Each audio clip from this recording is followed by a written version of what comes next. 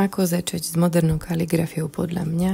4. časť. Toto je posledná časť, v ktorej si ukážeme základné ťahy, ale najprv si zrekapitulujeme, čo už vieme. Teda začali sme tenkou linkou smerom nahor a hrubou čiarou s prítlakom píšeme smerom nadol. Pokračovali sme oblúčikmi, horný oblúk, teda tenká linka smerom nahor, potom pritlačíme na fixku a urobíme hrubú čiaru. To isté naopak, teda ako keby sme robili také účka, pritlačíme, zmena odľahčíme, to bol dolný oblúk. Pokračovali sme takými vlnkami, teda ako keby sme robili horný oblúk a hneď na to dolný oblúk.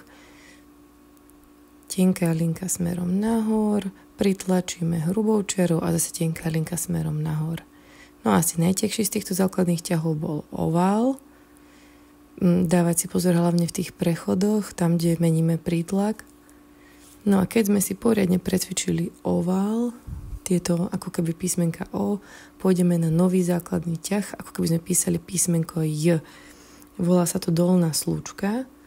Pritlačíme smerom nadol, píšeme cez 2 riadky, odľahčíme a urobíme slúčku a tenkú linku smerom nahor. Ja som zvolila 4 štvorčeky na jeden riadok, teda na 8 štvorčekov som písala pozor, už sú to veľké, ťažšie ťahy.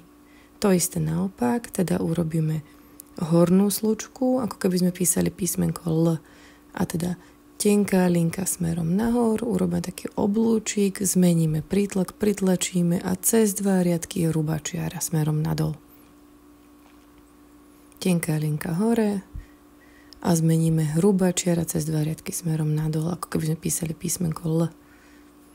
Keď si to poriadne precvičíme, môžeme si trúfnuť aj striedať hornú a dolnú slučku, dávať si pozor na tú zmenu prítlakov, kedy píšeme hrubú a kedy tenkú čiaru.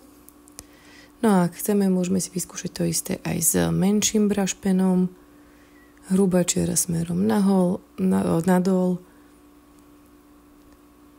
uvoľníme, tenká smerom nahor.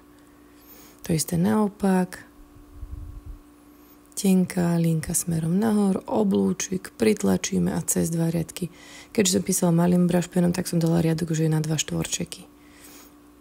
No a keď urobíme niekoľko takýchto riadkov horných a dolných slučiek, tak potom skúsime to prestriedať, nepomýliť sa, že ktorá je hrubá, ktorá je tenká. No keď takto urobíme niekoľko riadkov, mali by sme celú takúto stranu, tak poď na to aj ty.